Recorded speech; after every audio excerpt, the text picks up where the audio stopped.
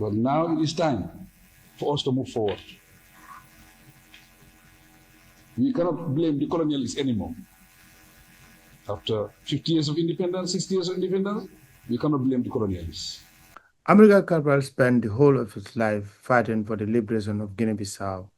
Now, President Adama Barrow said after 60 years of independence, it is time Africans stop the blame game and start looking inwards instead of blaming the colonialists for what happened. Who came and divided us? Imagine Amilcar Cabral, who spent the whole of his life fighting for the liberation of Guinea-Bissau. And now, if President Adama Barrow is running with this kind of narrative, a lot of historians will look at it from a different prism.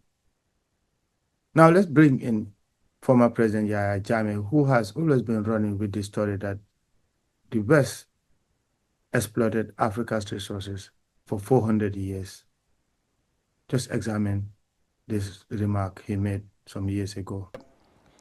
As I said, I always tell my colleagues and even Gambians that if anybody in Africa believes that the same colonial white man would come and develop your country, you are a big fool. In the case of the Gambia, they were here for 400 years. All they did was take, not bring anything. Now, a lot of people might say, yes, it's time that we start looking inwards instead of blaming the West for what happened. But it is completely inconceivable for one to stand at a podium or at a gathering after receiving a medal of an individual who spent all his life fighting for the liberation of Guinea-Bissau and other countries in Africa to be independent, for you to come out and make that remark. These awards is not merely a personal honor. It is a powerful symbol that represents the enduring spirit of freedom, Pan-Africanism, and revolutionary sacrifice that Amilcar Cabral himself embodied.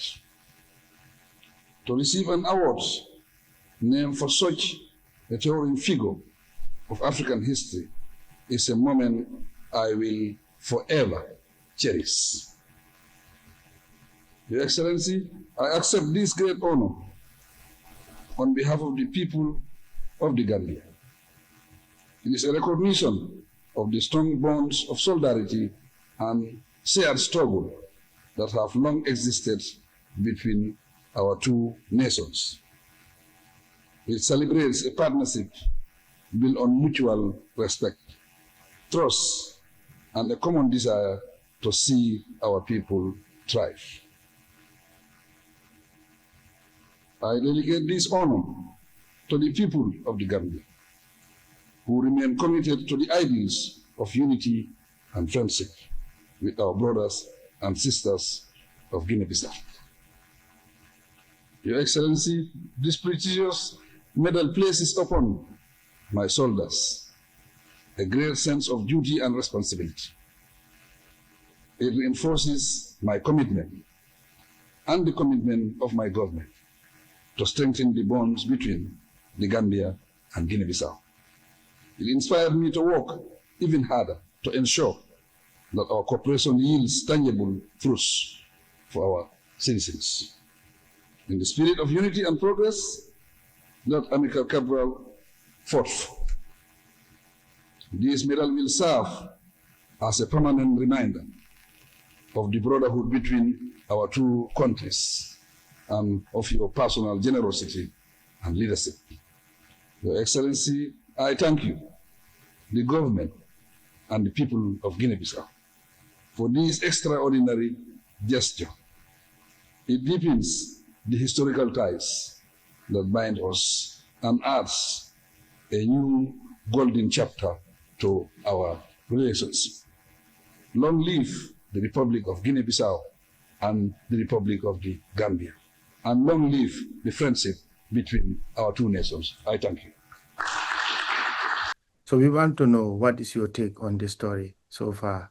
We would like to hear from you. And don't forget to hit subscribe so that you won't miss any of our exciting episode. My name is Ibrahim Balde. Join us again for another program. Until then, bye-bye.